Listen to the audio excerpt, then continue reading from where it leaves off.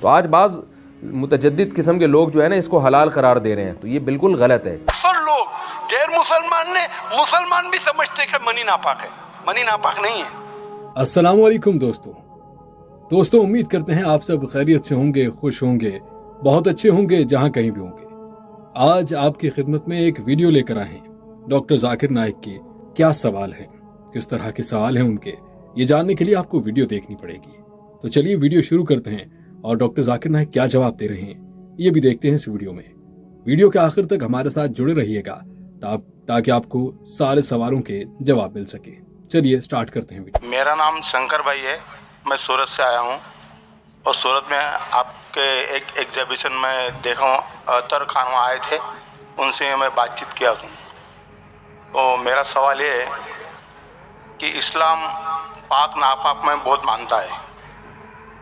ابھی جب بیگم آتا ہے، ایم سی پیریڈ میں رہتی ہے، تو ان کو نماز ادا کرنے کا موقع نہیں دیا جاتا جہاں تک کہ وہ پیریڈ میں ہے۔ اور پھر جب انسان ماتا کے اندر میں اس کا جنم ہوتا ہے، تو وہی ایم سی پیریڈز میں جو ایم سی پیریڈ کا جو مٹیریل ہے اس سے ہی انسان کی جسم بنتا ہے۔ تو پھر کیا ہمارا پورا شریر پاک ہے یا ناپاک ہے؟ اس کے بارے میں سمجھانے کا پریاس کیجیے۔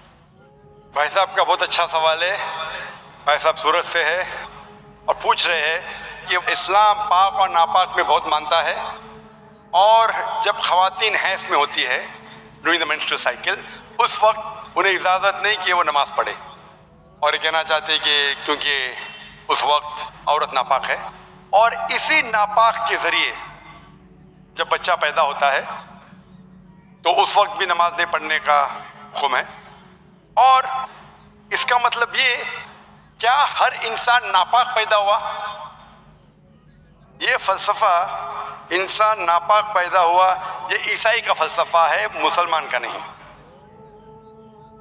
یہ جو آپ نے اگزامپل دیا، مثال دی، اس سے غلط فہمی ہو سکتی ہے، لیکن میں آپ کی غلط فہمی کو دور کروں گا انشاءاللہ۔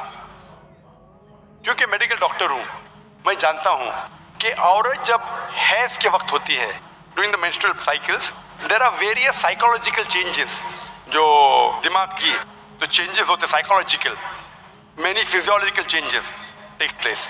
تو اس چینجز کی وجہ سے اللہ سبحانہ و تعالیٰ نے عورتوں کو چھوٹ دی ہے کہ ایسی حالت میں آپ نماز پڑھنے کی آپ کو ضرورت نہیں۔ چھوٹ ہے، چھوٹ مطلب کنسیشن۔ تو جب کسی آدمی کو یا عورت کو کنسیشن دی جاتی، اس کا مطلب نہیں کہ یہ اسے ذلیل کر رہا ہے، سمجھ رہے آپ نا؟ تو چھوٹ دی جاتی کہ آپ اس وقت جب حیض کی حالت میں آپ کو نماز پڑھنے کی ضرورت نہیں ہے، سمجھ رہے آپ نا؟ تو اسی طریقے سے یہ کہنا کہ انسان ناپاک پیدا ہو بالکل غلط ہے، کیونکہ اللہ کے رسول کی حدیث بھی ہے، ہم جب پیدا ہوئے، جو قرآن کی آیت ہے، ہم پیدا ہوئے منی سے، semen, ovum as well as sperm, مل کے زائگوٹ ہو جاتا ہے۔ اس کو ہندی میں کیا کہتے ہیں، اردو میں کیا کہتے ہیں، ذرا میڈیکل جو اسٹڈیز کیا ہوں میں انگریزی میں کیا ہوں، تو مین sperm and ovum meet, it's called a zygote. آپ سمجھے نا؟ تو اس کا مطلب ہمیں جب منی نکلتی ہے ہمیں نہانا فرض ہے، لیکن اس کا مطلب یہ نہیں کہ منی ناپاک ہے۔ جب ہم بستری کرتے ہیں، جو ذہنی حالت ہوتی ہے وغیرہ، اس کے وجہ سے نہانا ضروری ہے نماز پڑھنے کے پہلے، اس کا مطلب یہ نہیں کہ منی ناپاک ہے۔ قرآن اور حدیث میں کہیں بھی نہیں لکھا ہے کہ منی ناپاک ہے، لیکن اکثر لوگ غیر مسلمان بھی سمجھتے کہ منی ناپاک ہے۔ منی ناپاک نہیں ہے۔ ایک حدیث اللہ کے رسول کی کہ ایک شخص ہم بستری کرنے کے بعد وہ منی کپڑے پہ گر جاتی ہے، تو اللہ کے رسول نے کہا کہ اس منی کو کھرچو، مطلب وہ جب ڈرائی ہو جاتا ہے اسے نکال دو، بس کافی ہے۔ تو یہ کہنا کہ منی ناپاک ہے، یہ ہماری غلط فہمی ہے۔ منی ناپاک ہے ہی نہیں، کیونکہ منی سے ہم پیدا ہوتے ہیں۔ تو اسی طریقے سے یہ سوچنا کہ انسان ناپاک پیدا ہوا بالکل غلط ہے، یہ عیسائی کی سوچ ہے۔ Man is born in sin, human being. تو الحمدللہ جو قرآن کی آیت ہے من یمنا، स्पर्म से पैदा हुए, और कई जगह लगा कि हम मिक्स्ड फ्लूइड से, सूरह इंसान सूरह नंबर 76 वर्स नंबर 2 में, कि हमने इंसान को बनाया है अमशाज से, मतलब मिक्स्ड फ्लूइड से। तो इसका मतलब जो औरत में ओवम होता है, जो मर्द में मनी स्पर्म होता है, उससे इंसान पैदा हुआ, और कहीं भी नहीं लिखा है कि नापाक है। Hope that answers the question. क्योंकि मनी एक गलीज़ और नापाक और गंदगी है और नापाक और नजस चीज़ है। बाज़ हजरात ये कहते हैं कि मनी पाक है, मगर याद रखें मनी के पाक होने के दलाइल मजबूत नहीं है, मनी के नापाक होने के दलाइल बहुत मजबूत हैं। सबसे पहली दलील कुरान मजीद में आता है, अलम नखलुकुम मिन माइन महीन, हमने तुम्हें गलीज़ और पलीद पानी से पैदा किया, जलील पानी से पैदा किया है। तो इसमें भी इशारा है कि मनी नापाक चीज़ है। दूसरी बात यह कि हदीस में आता है कि कुन्तु अफ़रुकुल मनी मिन सौबि रसूलिल्लाहि सल्लल्लाहु अलैहि वसल्लम थुम्मा युसल्ली फ़ीही। हज़रत आयशा रज़ी अल्लाह ताला अन्हा फरमाती हैं कि रसूलुल्लाह सल्लल्लाहु अलैहि वसल्लम के कपड़ों पर अगर मनी लगी होती थी, सही बुखारी की हदीस है, मैं उसको खुरच के साफ़ करती थी, फिर आप सल्लल्लाहु अलैहि वसल्लम उसमें नमाज़ पढ़ा करते थे। अब बाज़ हज़रात ने यहाँ से इस्तेदलाल किया है कि मनी अगर नापाक होती तो हज़रत आयशा उसको धोती, खुरच के साफ़ करना इसकी अलामत है कि मनी पाक है, लेकिन ये बात गलत है। अगर मनी पाक होती तो हज़रत आयशा को खुरचने की ज़रूरत नहीं थी। बात यह है कि वो नजासत जिसका एक बाकायदी जिस्म होता है और वो खुरच के जिस्म से या कपड़ों से अलग हो सकती है, तो उस नजासत को पाक करने का तरीक़ा ये है कि उसको खुरच दिया जाए। नापाक थी तभी तो हज़रत आयशा रज़ी अल्लाह ताला अन्हा उसको बाकायदा खुरच रही हैं और दूर कर रही हैं। और गीली मनी को नबी, ये साबित है कि हज़रत आयशा रज़ी अल्लाह ताला अन्हा आप सल्लल्लाहु अलैहि वसल्लम के कपड़ों से धोया करती थीं और आप सल्लल्लाहु अलैहि वसल्लम उसमें नमाज़ पढ़ा करते थे।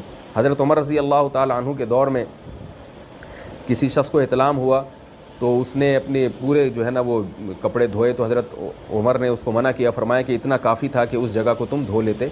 तो इसमें भी हज़रत उमर उसको बाकायदा धोने का हुक्म दे रहे हैं। किसी भी सहाबी ने एतराज़ नहीं किया कि यार या अमीरुल मोमिनीन आप इनको धोने का हुक्म क्यों दे रहे हैं, मनी तो पाक है।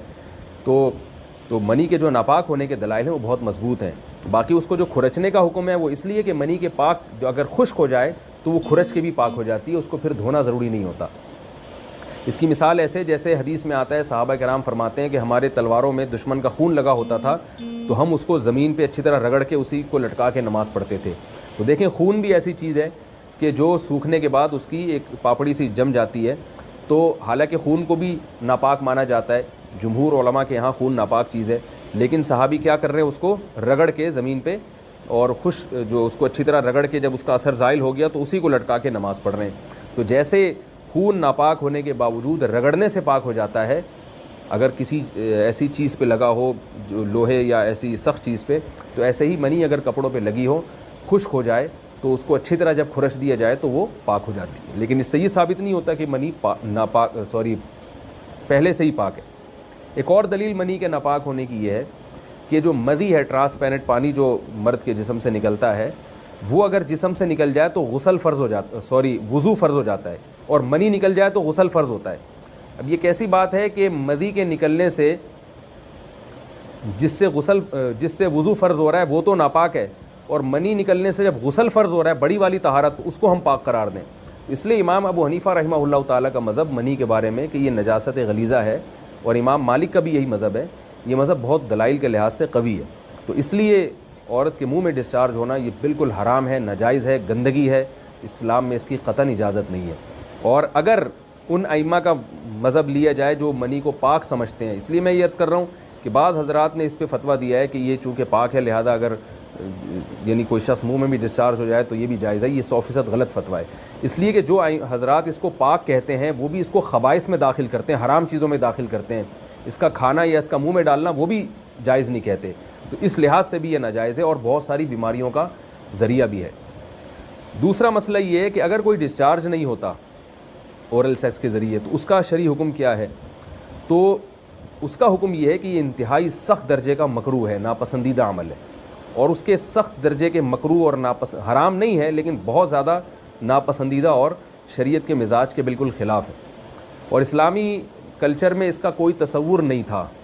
यही वजह है कि फ़ुक़हा किराम के यहाँ इस चीज़ का तज़किरा बहुत ही महदूद पैमाने पर मिलता है। ये इसकी अलामत है कि मुसलमान मुआशरा इस चीज़ से बिल्कुल भी वाकिफ़ नहीं था कि ये क्या होता है। तो ये चीज़ गैरों से आई है, गैर मुस्लिमों से हमारे मुआशरे में जो उनकी मूवीज़ देख देख के, फोश फिल्में देख देख के नौजवानों में इस चीज़ ने सरायत किया, वरना ये इंसान तभी तौर पर इस अमल से बहुत ज़्यादा नफ़रत करता है। कोई भी शरीफ तबा आदमी ज़हनी तौर पर इसके लिए तैयार नहीं होगा। तो मैं फिर भी ये कह रहा हूँ कि बहरहाल उलमा इसको नाजायज़ और हराम नहीं समझते, इसलिए कि मियाँ बीवी एक दूसरे से जिस तरह से चाहें इस्तिमता कर सकते हैं, लेकिन सख्त नापसंदीदा बहरहाल है और मकरूह चीज़ है और इस काबिल नहीं है कि इसकी हौसला अफजाई की जाए। तो सुना दोस्तों आपने डॉक्टर जाकिर नाइक की गुफ्तगू को, और उनके सवाल जो खातून ने पूछे आपने वो भी जो है सुने। तो उन सब सवालों के सही जवाब दिए गए हैं और बड़े ही क्लैरिफिकेशन से, और वो ख़ुद भी मुतमईन हुई। तो उन्होंने उसको भी क्लैरिफाई किया कि बेशक एक पत्थर क्या दे सकता है जिसको हम खुद बनाते हैं। तो हमें अल्लाह पर यकीन रखना चाहिए, कुरान पढ़ना चाहिए। ये तो कुरान में जो है आपको सारी क्लैरिफिकेशन मिल जाएगी। अगर आप जिस भी मज़हब से ताल्लुक़ रखते हैं, एक बार कुरान को ज़रूर पढ़ें, अपनी लैंग्वेज में उसका जो ट्रांसलेशन है उसको पढ़ें।